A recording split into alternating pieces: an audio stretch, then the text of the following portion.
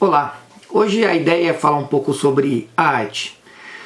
Quando a gente fala de arte é preciso que a gente diferencie a arte do que a gente chama normalmente de propaganda ou do que a gente chama de entretenimento.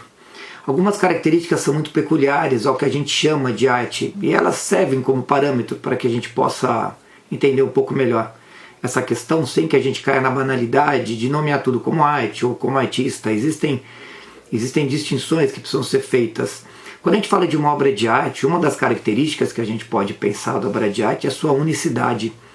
Uma obra de arte ela tem um caráter de algo único, algo que não pode ser imitado. A gente pode até imitar um grande artista, mas a gente não vai obrigatoriamente ter o mesmo sucesso que ele teve, ter o mesmo reconhecimento que ele teve. A unicidade é uma característica importante da obra de arte.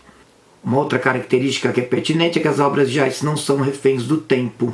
O que significa isso? A obra de arte ela vai além da época na qual ela foi produzida, na qual ela foi criada. Eu quero falar um pouquinho agora de alguns pensadores. Eu vou começar a falar do Schiller.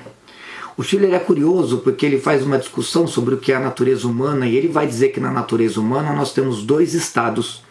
O primeiro estado, no qual ele chama de estado sensível, é o estado da emoção, da espontaneidade. E ele é contraposto com o que a gente chama de estado de razão, que é o que a gente tem de lógica, é o que a gente tem de ordem. Na medida em que o Schiller está escrevendo aí, num período que a gente está saindo do iluminismo e está começando a chamar de modernidade, ele vai dizer o seguinte: a composição psicológica dos indivíduos, a nossa composição psicológica moderna, ela é toda fragmentada. Ou seja, esses dois estados eles estão sempre em desarmonia. Às vezes nós damos mais preferência para um estado do que para outro e a gente fica nesse estado de desarmonia. E seria importante a arte nesse sentido, para que houvesse uma harmonização desses dois estados. Ou seja, a arte seria o elemento que faria com que essa fragmentação não mais fosse tão presente na nossa vida, ou seja, ela nos tenderia a um estado de harmonia. É óbvio que essa harmonia ela não vai ser constante nem eterna, mas a arte abre a possibilidade para que esses estados se harmonizem.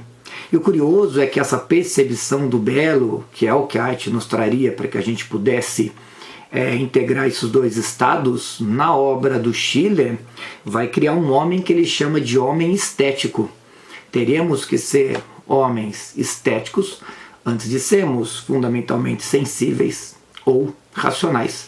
O homem estético é aquele capaz de ver os dois lados da natureza humana e que consegue pretender uma harmonia com relação a esses estados.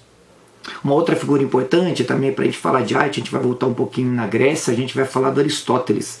O Aristóteles, quando ele pensa a ideia da catarse, essa ideia da compaixão e do terror que as tragédias gregas nos trariam, ele cria uma ideia de que a catarse serve como uma purgação das nossas emoções.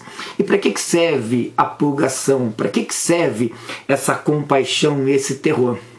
A ideia é que quando a gente saísse de uma tragédia grega, a gente teria mais elementos para lidar com a realidade. Ou seja, a catarse seria um momento de aprendizado para que a nossa realidade se tornasse menos carregada, menos pesada.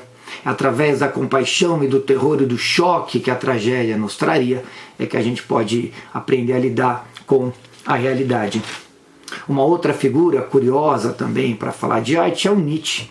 O Nietzsche ele tem uma distinção clássica e já célebre entre o que é o apolíneo e o dionisíaco. O apolíneo seria o nosso espírito mais racional, aparecendo no estado da razão do Schiller, enquanto o nosso estado dionisíaco seria a embriaguez, a volúpia da vida. E é engraçado porque, de novo, para ele, assim como para o Schiller, a arte serve como elemento de unificação desses dois instintos, ou seja, os dois instintos eles podem ser equalizados através da arte. Entretanto, para o Nietzsche, a arte tem um outro peso, talvez um pouco mais profundo. A arte para o Nietzsche é uma ilusão, algo que era negado por alguns pensadores da época, por alguns filósofos, mas a arte era uma ilusão.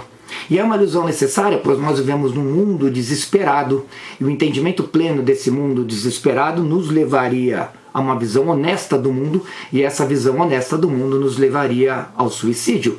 O que é a arte? A arte é a ilusão que permite que a gente transfigure a realidade e que a gente faça com que a realidade seja dotada de uma beleza que compensa o seu desespero. Ou seja, a arte é, para o Nietzsche, uma compensação frente à honestidade da realidade com a qual nós somos incapazes de lidar sem a ilusão da arte. Um abraço.